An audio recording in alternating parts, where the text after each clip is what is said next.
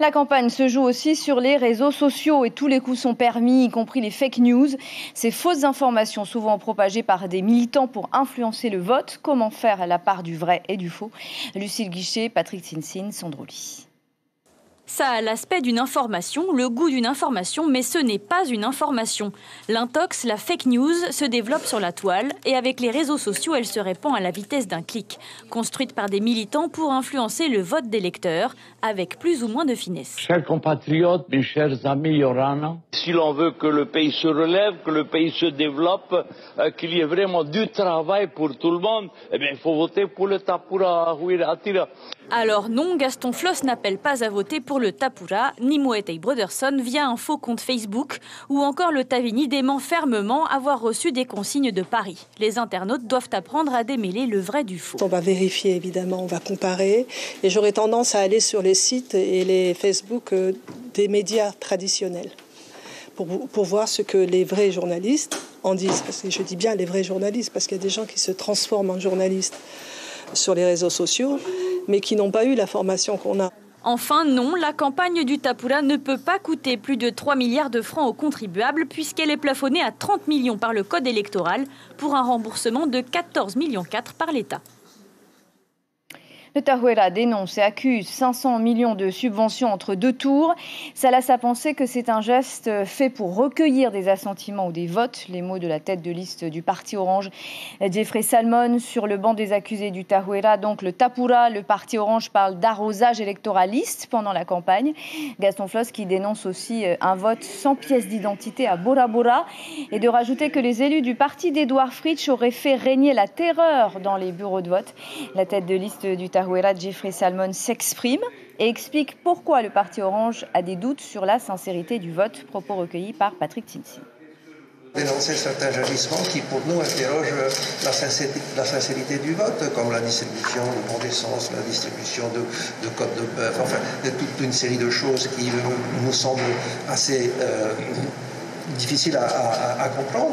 Et également, surtout, entre deux tours, le versement de subventions à hauteur de 500 millions de francs, 1,4 milliard également d'aide en matériaux. Tout ceci nous interpellait et nous avons souhaité, bien évidemment, partager cette information avec vous.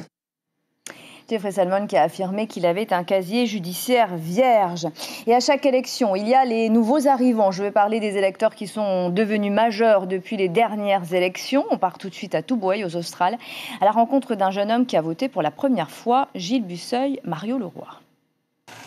Mais déjà pour voir ce que ça fait, et il paraît qu'une voix ça compte beaucoup. Donc voilà, je vais aller voter.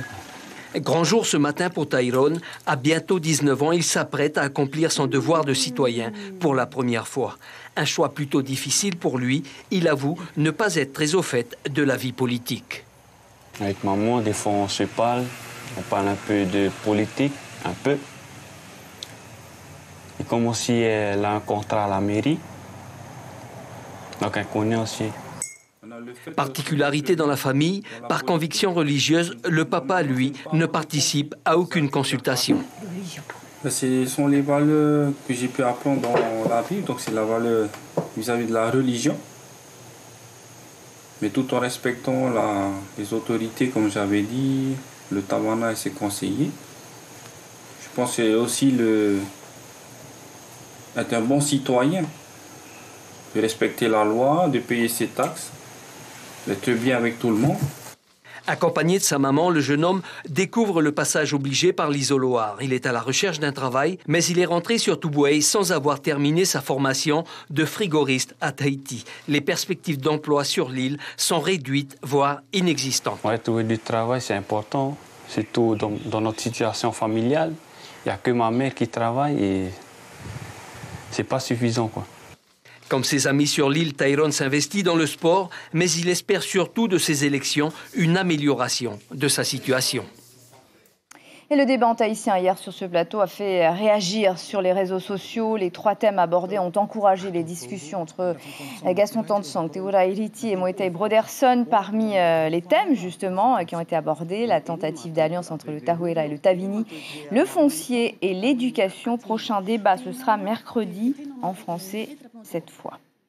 Et puis, sachez que le Haut-Commissariat vient de donner les horaires de fermeture des bureaux de vote pour le second tour. Ils restent les mêmes qu'au premier tour, sauf pour les communes de Paia, Tayarapu Est et Ouest, ainsi que Uturua, qui fermeront à 19h au lieu de 18h. Voilà pour l'actualité politique ce soir.